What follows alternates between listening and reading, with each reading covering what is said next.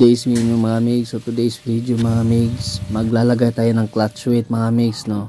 So ito napansin ko kasi ito dito banda nung binuksan natin to dahil tumutunog dito, no, may kalampag. So pagbukas natin papakita ko sa inyo yung bearing dito sa side na to ng crankcase. Parang lumugwa na kasi yung nilagay natin pero hindi man siya na paano. So pakita ko sa inyo ito mga migs, oh. Yan, lumugwa na siya mga migs. Ibig sabihin, kulang siya ng counterweight sa dito na side. So, goods pa naman siya. Ayan, as you can see, sinalat natin.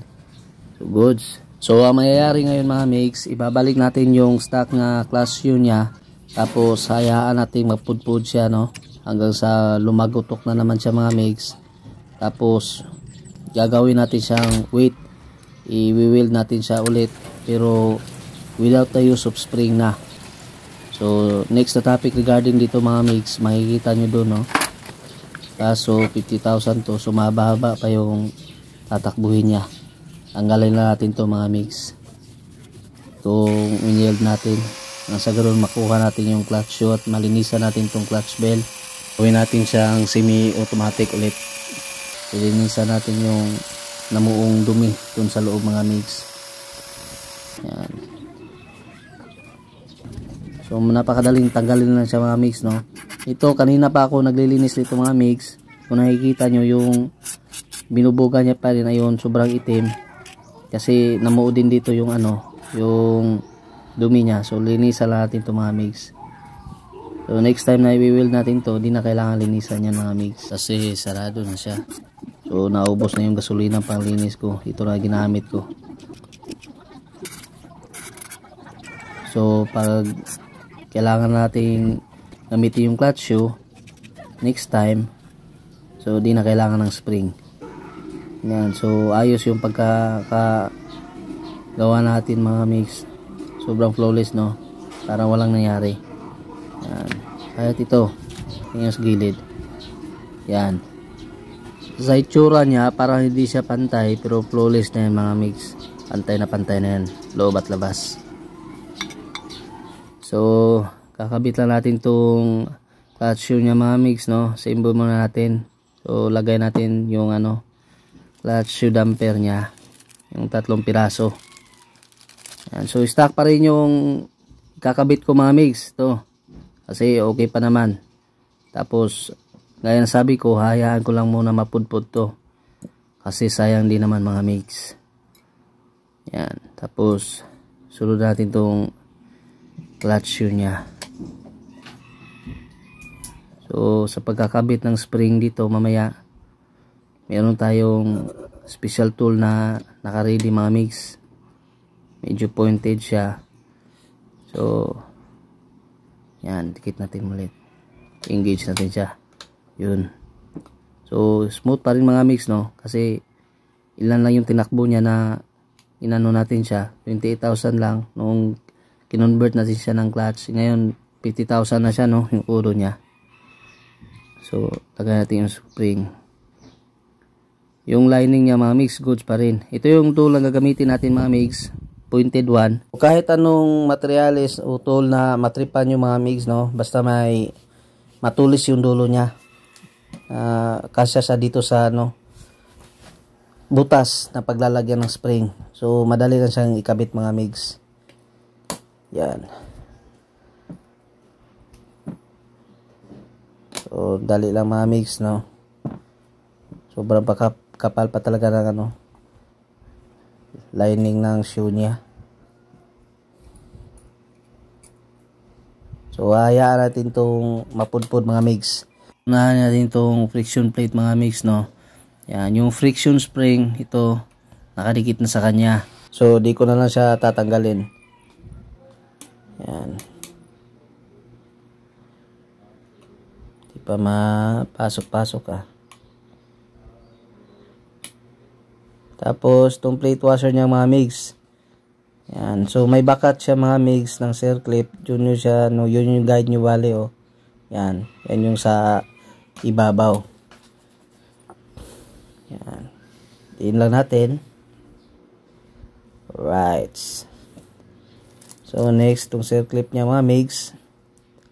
So pinesto ko muna siya mga migs, tapos diin sabay piga para pumasok siya.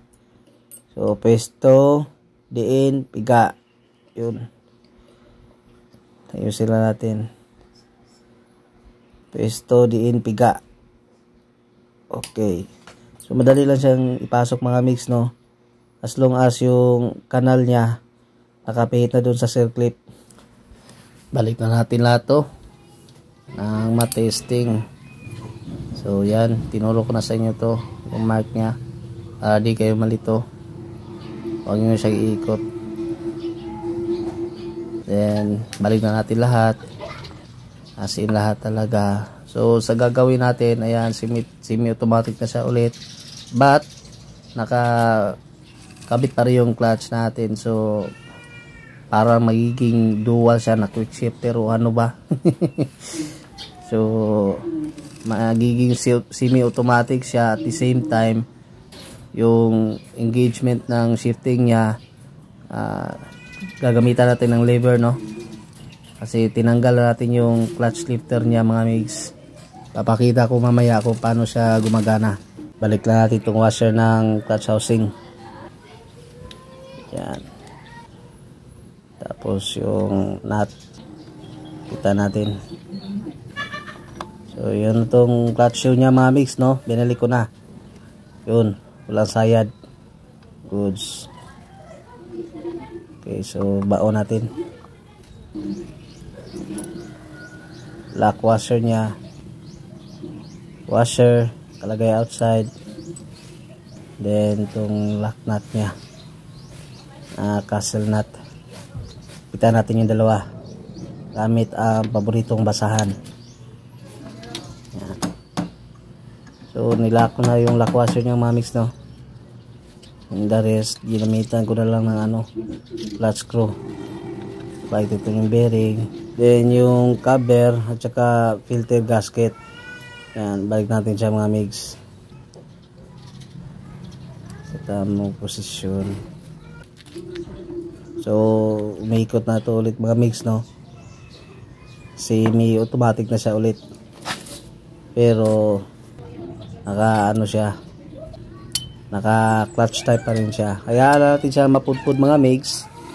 Nasa ganun, pag napudpud na siya, yun nga sabi ko, gagamitan natin siya ng pinagbabawal na technique, which is wieldingin natin siya mga migs. Magsisilbi pa rin siyang clutch weight. Nasa ganun na hindi mawala ng balanse dito na side.